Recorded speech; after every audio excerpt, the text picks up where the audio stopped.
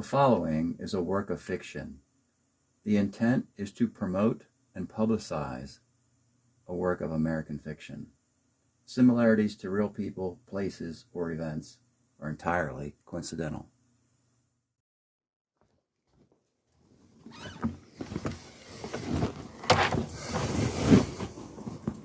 Oh, hello.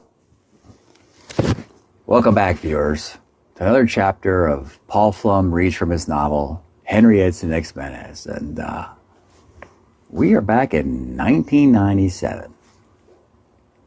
Somehow, fortunately, I had drinking a whole bunch in Dougherty's pub. It was getting pretty loaded, and fortunately I didn't have to drive home. I just woke up in my motel room here, and I'm in my motel.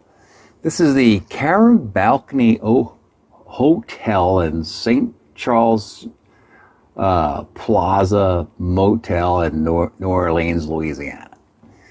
And a little side note, folks, that doesn't exist anymore. They knocked the hotel down, so I just put a new picture that I found on something that's close to St. Charles Motel that's there now in New Orleans. Now, what also is interesting is that it's 1997. It's New Orleans. It's dark now. Last time we were in New Orleans, let's see, Jackson Square in the afternoon, Bourbon Street, Louis Armstrong Park, St. Louis Cemetery number 1, and then what? Well, this is the first time we've been back later in the trip. We know a little more things that he did, according to that New Orleans Bath press kit, New Orleans Museum of Art, and some other stuff. But this is going to be chapter 29, the St. Charles Motel, and hopefully we'll get some new leads of what continued on in New Orleans.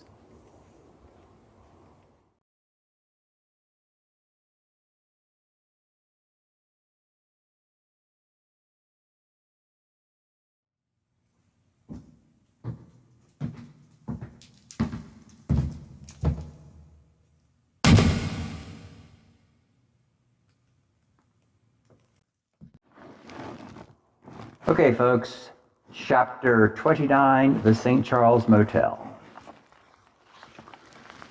Let's say affordability is high on the list of this New Orleans motel room's assets. Just a full-size bed, table, chair, bathroom, unplugged mini fridge. It is November 13, 1997, 8:55 p.m. Here we are, room 113 at the St. Charles Motel. The camcorder, Walkman, both recharging. Typewriter on the table. The little clothes you brought are at the foot of the bed.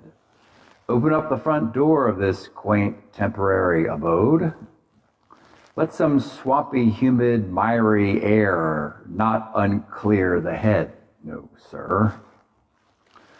There's a sheet in the typewriter carriage. Half full. Here's the peak. November 13, 1997, 8:55 a.m., which is 12 hours earlier. NOMA, acronym, all caps, stands for New Orleans Museum of Art. Got there a little early. More on that later. 10:57 a.m. Didn't stay long in the Garden District, but I did ride a streetcar. 12:03 p.m. I decided another day in the French Quarter for more recording. 1:15 p.m.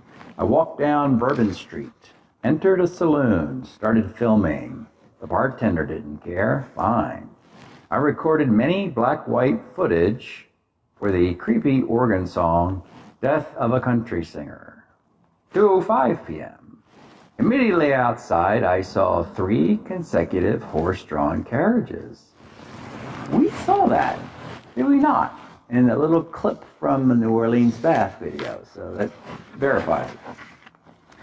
Let's see, parading down Bourbon Street, these horse-drawn carriages. Switched the lens to sepia, pressed record, made the video for the song Happy Loving Couples. 4:16 p.m. Very pleased with the day's shoot. called Sunset at NOMA, the New Orleans Museum of Art, where earlier in the day I did the museum tour and the Fabergé egg collection on exhibit. Now I point the camera to the geese flying low, landing on the courtyard reflecting pool. This twilight became the music video, Motivational Afternoon. Only a couple more songs and this film will wrap.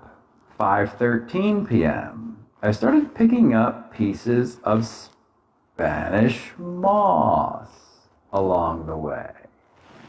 Spanish moss. I toss it in the back of the truck. It will look great in the bedroom, covering the trees and the hanging plants, and add privacy to the curtainless windows. Good night.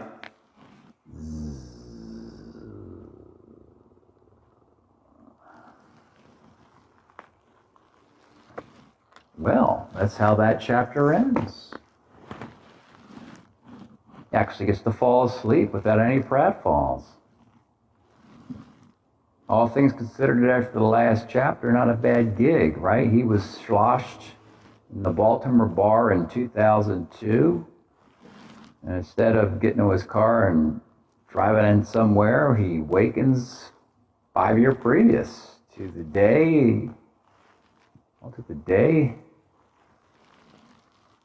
he took the brick. Or was it the day before? I guess it was the day before he took the brick, but that's already happened in the story. Interesting though, it's 1997. But you see, he's got this idea in his head about picking up Spanish moss, and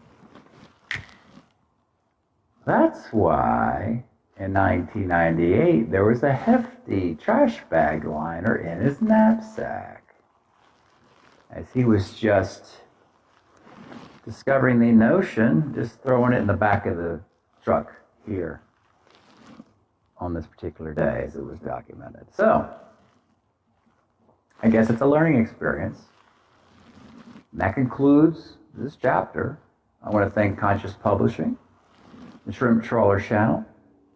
Don't forget to like and subscribe and check the playlist for parts you may have missed. You particularly might want to check out the previous chapter if you skip that, because that is all you need to know about why we're end up here and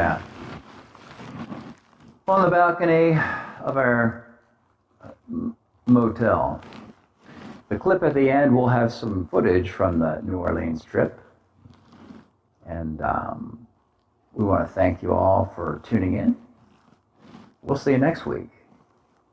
What's that expression? They said, don't leave the light on? Or, no. They'll leave the light on.